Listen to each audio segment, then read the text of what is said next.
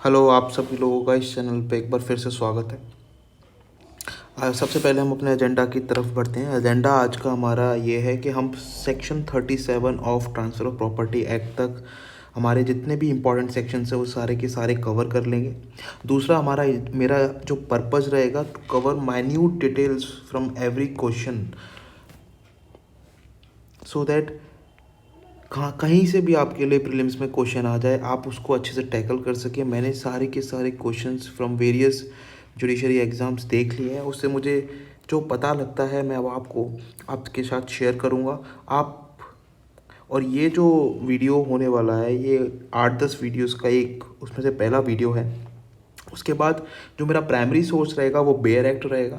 तो मैं आपसे रिक्वेस्ट करूँगा कि आप अपना बेयर एक्ट निकाल लें और उस बेयर एक्ट में आप हाईलाइट करते जाएं जैसे जैसे मैं चलता जा रहा हूँ। और उसके साथ साथ एक नोटबुक भी ले लें, उसमें आप कुछ नोट भी बनाते जाएं जो जो मैं बताता जाऊँ। उसके अलावा मैं आपके साथ गारंटी दे सकता हूँ अगर आप ये 7-8 वीडियोज़ देख लेंगे तो इससे बाहर आपका ट्रांसफ़र ऑफ प्रॉपर्टी का क्वेश्चन नहीं जाएगा। एटलीस्ट 90% तो आप आराम से सॉल्व कर पाएंगे। So let's just quickly move on to our topic for the today. Transfer of property act जो था वो सबसे पहले आया कब था? It came into force on which date? It came into force on 1 July 1882। पहले तो आप ये बात याद रख लीजिए। यहाँ से एक क्वेश्चन आता है, एक क्वेश्चन सही किया you will gain 2 marks. just remembering a date. Okay, now just move on to our section 3। आपको कुछ और करने की ज़रूरत नहीं है, आप बस वही हाईलाइट करिए जो इंपॉर्टेंट हो। इंटरप्रिटेशन क्लॉज के अंदर सेक्शन 3 के अंदर आपको 3 चीज़ें करनी है। पहली चीज़ आपको immovable property, attestation and third is actionable claim. ये 3 चीज़ें और एक चौथी भी आप देख सकते हो, वहाँ से भी क्वेश्चन आ जाता है नोटिस से। तो 4 चीज़ें अपन को करनी है। फर्स्टली हम देखेंगे इमूवेबल प्रॉपर्टी। इसके अंदर एक डेफिनेशन नेगेटिव फॉर्म में दे रखी है कि क्या क्या इंक्लूड नहीं होता है। आप इनको रट लीजिए कि क्या क्या इमूवेबल प्रॉपर्टी के अंदर नहीं आता है। स्टैंडिंग टिम्बर, ग्रोइंग क्रॉप्स और ग्रास और instrument. Sorry, instrument is a different definition. So these are the only things: growing crops and crops. Standing timber, growing crops and grass. Standing timber, growing crops and grass. You have to remember it very very correctly. And immovable property की definition मैंने दे रखी है, तो कहाँ दे रखी? वो दे रखी है general clauses act section 3 clause 26 में। तो उसमें जो बता रखा है उसमें पॉजिटिव डेफिनेशन दे रखी है। मूल प्रॉपर्टी बोल रहा है कि उसमें लैंड होता है, जो भी बेनिफिट आप अराइज करते हो लैंड से वो भी होता है। बेनिफिशियल इंटरेस्ट, कोई भी बेनिफिशियल इंटरेस्ट होगा वो उसके अंदर आएगा। और थर्ड जो दे रखा है things attached to the land, things attached to the earth. जो भी अर्थ से जो भी जितनी भी चीज़ें अटैच्ड हैं वो सारी की सारी इमोल प्रॉपर्टी के अंदर आएंगी। And what are those things attached to the earth, वो यहाँ पे दे रखा है टीपीए में। तो पूरा घुमा रखा है। पहले आप देखो immovable property, negative definition, positive definition, general clauses है सेक्शन 3 क्लॉज 26 में। वहाँ पॉजिटिव डेफिनेशन रखी है, वहाँ 3 चीज़ें दे रखी हैं। What is immovable property? Land, benefits arising out of the land and things attached to the earth. और what are things attached to earth वो यहाँ दे रखा है। तो what are things attached to the earth? Things attached to the earth rooted in the earth, जो एकदम root है, जैसे ट्रीज एंड शब्स डायरेक्टली दे रखा है। What is embedded in the earth, जैसे वॉल्स बिल्डिंग आपके लिए एम्बेडेड है। और attach to what is embedded, तो जैसे कि पंखा हो गया, आपका पंखा जो है वो वॉल से लटका हुआ है ना, तो वो भी एक इमूवेबल प्रॉपर्टी हो जाएगा। तो this is how you will do it. So this is immovable property. Apart from this exam में बहुत सारी चीज़ें आती हैं, what are immovable property and what are immovable property. The way supreme court judgement जहाँ उन्होंने बताया है कि अच्छा क्या इमूवेबल प्रॉपर्टी है और क्या इमूवेबल प्रॉपर्टी नहीं है। तो हम लिस्ट बना लेते हैं कि क्या इमूवेबल प्रॉपर्टी है, क्या इमूवेबल प्रॉपर्टी नहीं है। तो क्या क्या है बस यही कर जाइएगा, आपका काम हो जाएगा इससे। तो एक तो फिशरी, ये इमूवेबल प्रॉपर्टी है। फेरी, ये एक इमूवेबल प्रॉपर्टी है। Mortgage debt, this is also immovable property. Fourth, right of way. Right of way, why right of way is a immovable property? Because it is a benefit arising out of land.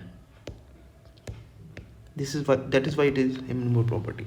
आप अगर आपने कोई land खरीदा, आपके पास जाने का अधिकार है, वहाँ से जाने का अधिकार है, तो वो राइट ऑफ वे भी इमूवेबल प्रॉपर्टी हो जाएगा ना। अगर आप जा ही नहीं पाओगे तो आप घर से बाहर कभी निकल ही नहीं पाओगे। तो ये सिंपल है दैट। अब कौन कौन सी इमूवेबल प्रॉपर्टी नहीं है, बस आपको 4 याद रख लो, काम हो जाएगा अपना। पहला, government promissory note. Second, royalty और कॉपीराइट, याद कर लो, जहन में घुसा लो इसको, ये बहुत ज़्यादा इंपॉर्टेंट है। अगला वाला भी बहुत इंपॉर्टेंट है, राइट ऑफ वर्शिप, ये भी इमूवेबल प्रॉपर्टी नहीं है। चौथा, राइट टू गेट मेंटेनेंस, ये भी इमूवेबल प्रॉपर्टी नहीं है। Right to worship, right royalty और copyright and right to get maintenance, these are not immutable property. Right to way is a movable property. Mortgage debt, you just need to remember all these and you will be good to go with. Now let's move on to our next, that is attestation. What is attestation? Attestation, यहाँ पे जब आप property खरीदते हो या transfer करते हो तो उसका अटेस्टेशन कराना पड़ता है। What is attestation? अटेस्टेशन जब भी कंप्लीट होगा जब दो और ज़्यादा विटनेस, एग्जीक्यूटेंट, एग्जीक्यूटेंट कौन है? एग्जीक्यूटेंट वो है जो ट्रांसफ़र कर रहा है, जो उसको साइन कर रहा है। ट्रांसफर जो होता है एग्जीक्यूट करता है डॉक्यूमेंट को, और ट्रांसफर को ही एग्जीक्यूटेंट बोलते हैं। तो अटेस्टेड का मतलब क्या होगा? जो दो और मोर विटनेसेस जो हैं उन्होंने, they have each attesting witness must sign the instrument in the presence of executant. और जो एग्जीक्यूटेंट, जो अटेस्टिंग विटनेस होते हैं, जो विटनेस होते हैं, वो एग्जीक्यूटेंट को साइन करते हुए देखना चाहिए that he is signing the document, और उसके बाद एक एक्नॉलेजमेंट भी लेनी चाहिए उनसे सिग्नेचर की। तो these are important things. So two और more witness, executant sign or fix his mark to the instrument, has seen some other person sign the instrument, किसी और ने किया हो वो भी हो सकता है। each of whom has signed the instrument in the presence of the executant, and shall not be necessary that more than one of such witness shall have been present at the same time. So this is attestation. तो बस यहाँ पे आपको जो preliminary fact है वो है two or more witnesses, हमेशा याद रखना, executant sign or affix in the presence and direction of the executant. So this is, you have to remember. Now we will move on to the next. What is actionable claim and what are not actionable claims?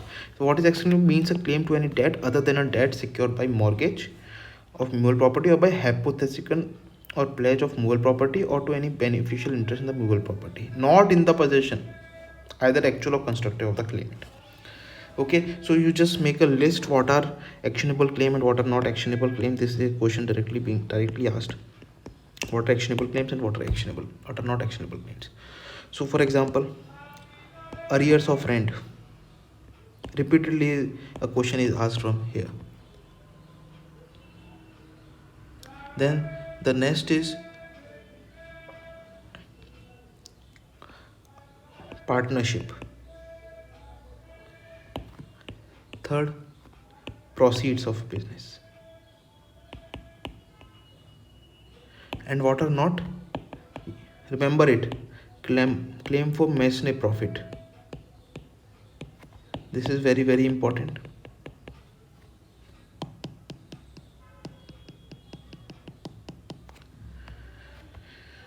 Copyright is not an actionable claim. Decree is not an actionable claim. Repeatedly question is asked. From section 5 तक I can guarantee you will find 2 questions. So section 5 तक जितनी भी चीज़ें हैं ना, आप उनको अच्छे से पढ़ ली, अच्छे से देख लीजिए इस वीडियो में, आपको वहाँ से 2 क्वेश्चन आराम से मिल जाएंगे। 2 क्वेश्चन आपके कहीं भी नहीं जाएंगे।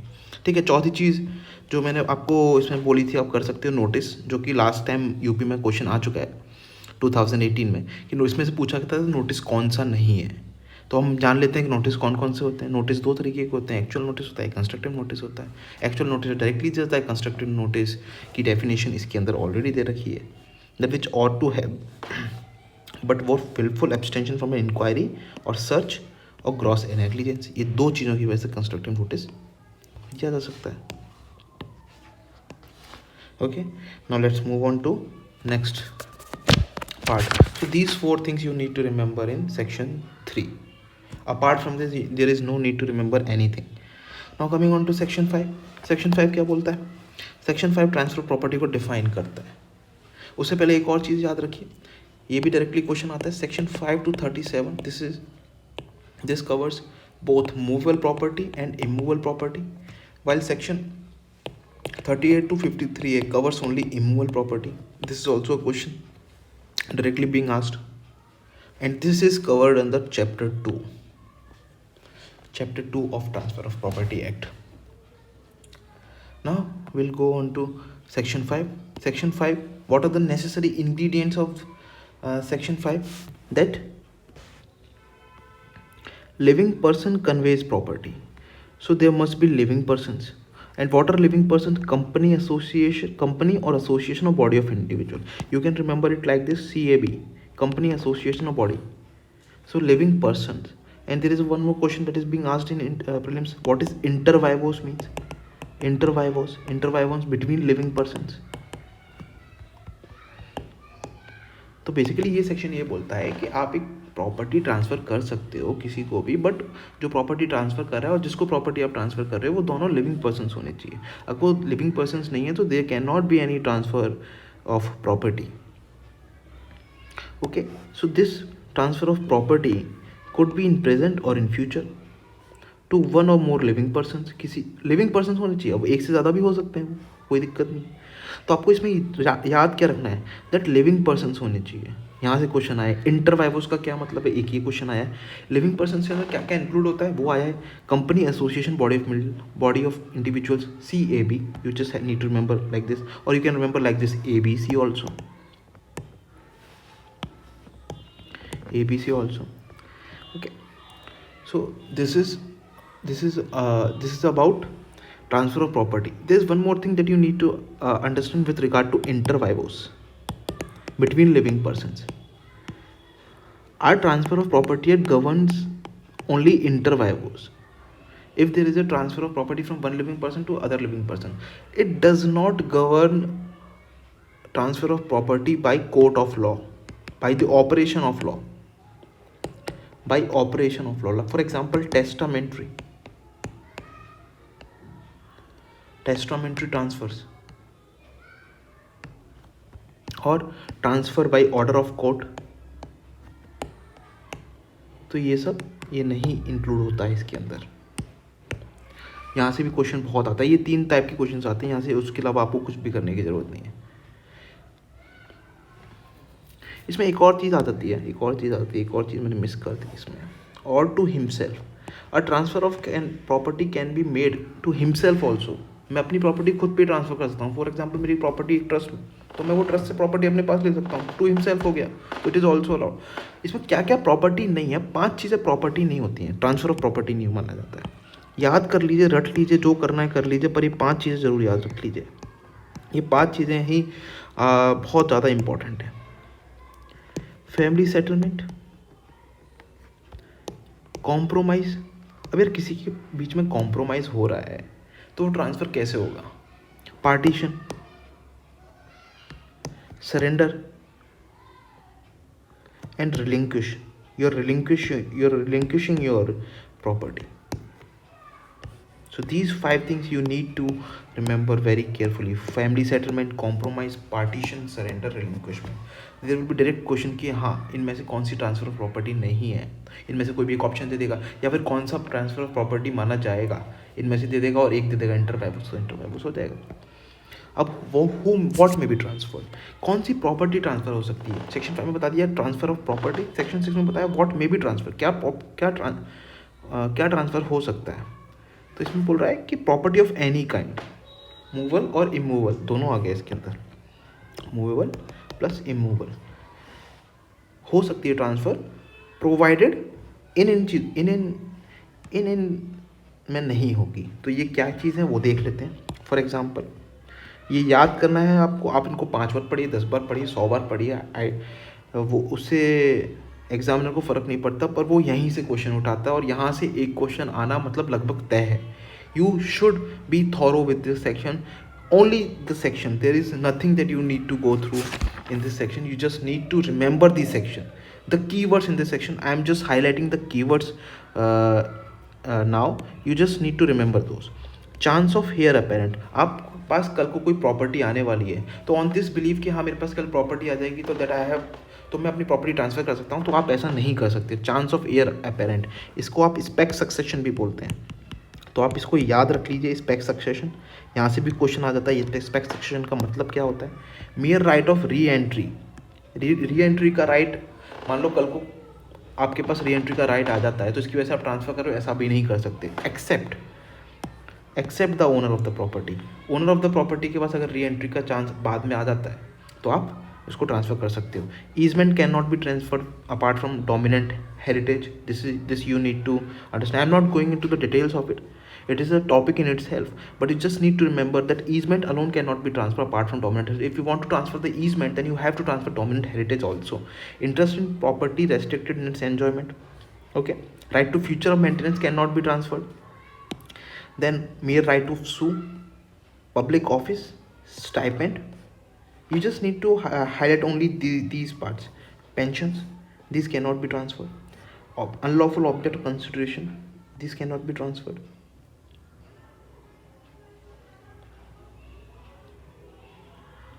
And what are the exceptions?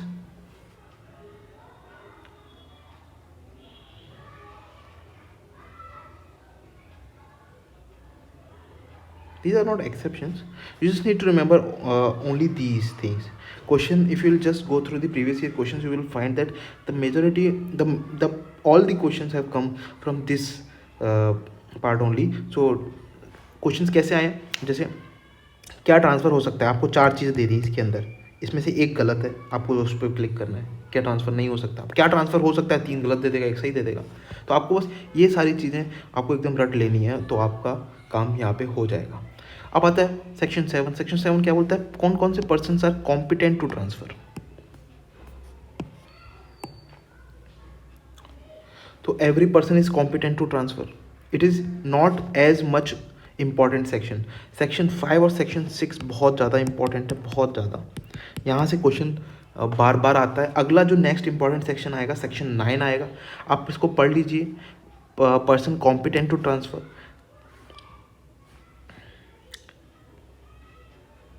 competent and entitled to transferable property. Transferable, there will be a transferable property.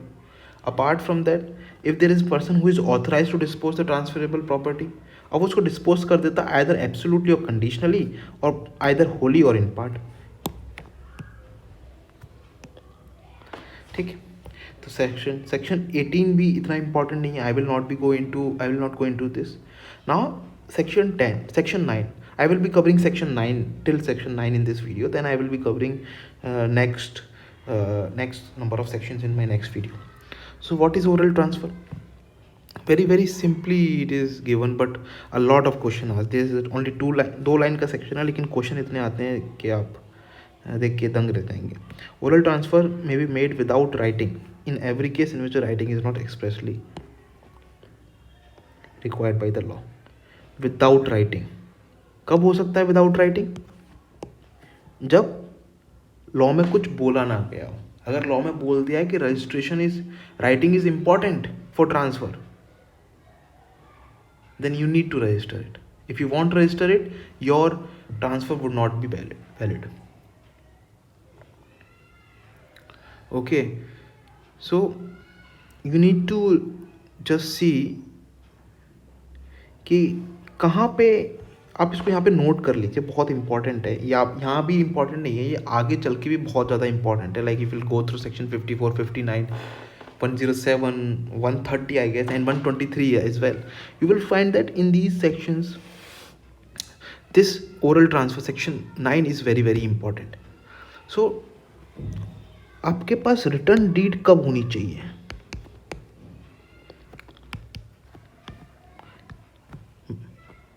Firstly जब 100 रुपये से ज़्यादा की कोई चीज़ सेल कर रहे हो आप इमूवेबल प्रॉपर्टी में। सेकंड, सिंपल मॉर्गेज है। आपको अभी मैं आगे चलूँगा तब एक सेक्शन आएगा, उस सेक्शन में बहुत सारे मॉर्गेजेस दे रखे हैं, उसमें सिंपल मॉर्गेज है। अगर सिंपल मॉर्गेज किसी भी वैल्यू का हो, आपको वहाँ पर रजिस्टर करना पड़ेगा। लीज दे रहे हो फ्रॉम ईयर टू ईयर, ये आपका वैसे सेक्शन 107 में है, ये सेक्शन 59 में है। उसके बाद गिफ्ट दे रहे हो आप इमूवेबल प्रॉपर्टी का, चाहे वो किसी भी वैल्यू की हो, डजेंट मैटर, वो आपको रजिस्टर करानी ही पड़ेगी। एक्सचेंज, आप एक्सचेंज कर रहे हो अंडर सेक्शन 118 और वो 100 रुपये से ज़्यादा की है तो आपको रजिस्टर करानी पड़ेगी। इसमें एक और चीज़ बहुत बहुत बहुत इंपॉर्टेंट है, वो आपको हमेशा याद रखनी है कि एक्शनेबल क्लेम है, एक्शनेबल क्लेम के लिए registration is not necessary, registration नहीं चाहिए इसके लिए, सिर्फ only writing will make it valid. So ये क्वेश्चन बार बार आता है तो आप इसको देख लीजिए कहाँ पे आपको रजिस्ट्रेशन कराने की ज़रूरत होगी रिटर्न डीड को, ये it needs to be registered. तो इन केसेस में ये आपको रजिस्ट्रेशन कराने की ज़रूरत होगी। अब सेक्शन 10 से अभी फिर अगली वीडियो में हम देखेंगे, और अगर आपको वीडियो अच्छी लगी हो तो please subscribe it and hit the thumbs up button as well. Thank you so much.